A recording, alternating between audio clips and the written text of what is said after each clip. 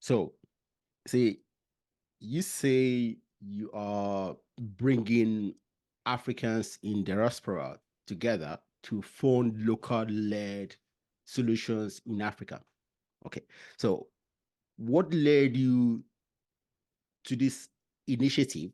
Okay, and what results have you achieved in this space?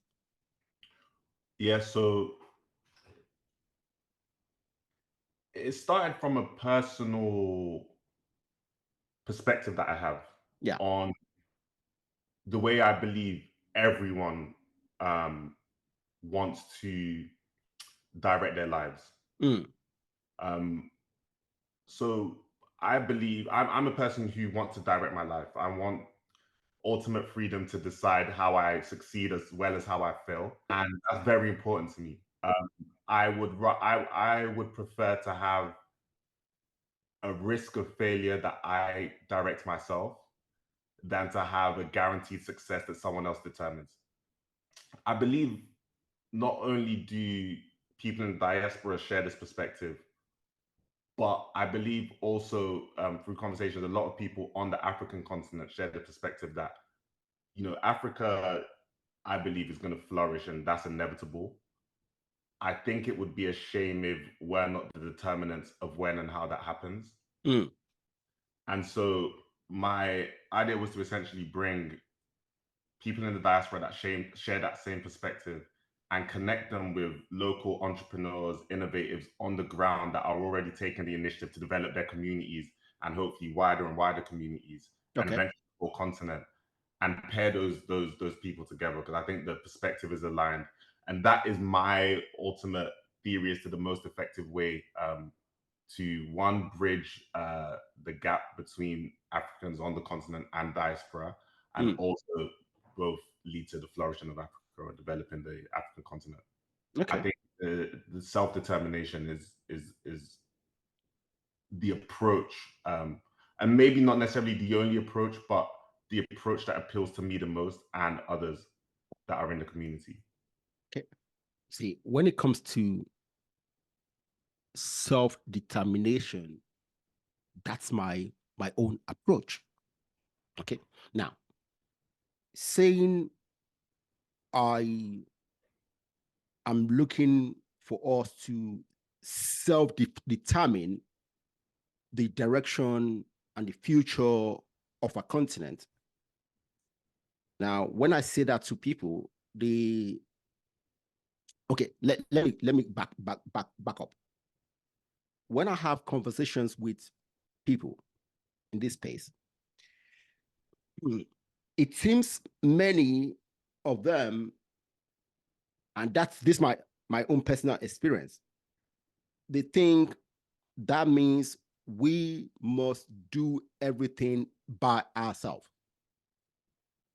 I do not agree with that. We should be the drivers. Mm. Yeah. Okay. We drive where we want to go. Okay.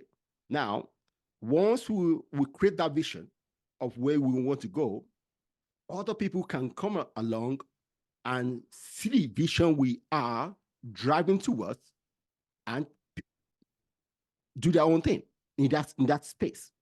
Yes. And that's what I believe we should do. So, as drivers of our own, the development of a continent, once we make that vision clear to everyone, then anyone Yeah. can come on board and drive certain areas of that vision. So that means our biggest goal right now is to map up that vision as clear as possible. And for me, that's something we have not done. Yeah. And also, I would add the vision has to be, or the vision should be compelling to everyone. Yes. So it shouldn't be one in which you're saying, hey, to this group or that group, we understand there's nothing in this for you, or it's not a compelling vision to you, but trust us, this is the vision. It should be clearly compelling to everyone. When someone brings forth a vision that's correct, it typically is compelling. It's almost natural. It's kind of like, this is the natural progression. And I think once we kind of are able to map out that vision that's almost seems obvious, like the natural way to move, and it's compelling to everyone, then people will fall in place. And I think it's just it's almost the approach I take, because I've worked in the technology sector, and the approach there is, yes, you have the big vision on one hand, and you also have this process of iteration over time. And so even with the work I'm doing at Kwanda, there's an iteration on psychology. There's, what makes people contribute, what makes people pull back. And we're learning and iterating, and we want to basically contribute this knowledge to the global kind of understanding of, one, what the vision can be, and how to draw people in, how to like strategically and tactically implement parts of that vision. Because ultimately it's all our vision.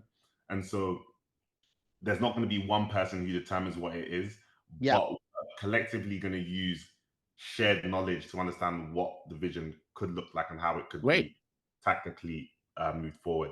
And I think that's all we're doing ultimately, is we're running an experiment, gathering data and feeding that into the global and shared knowledge.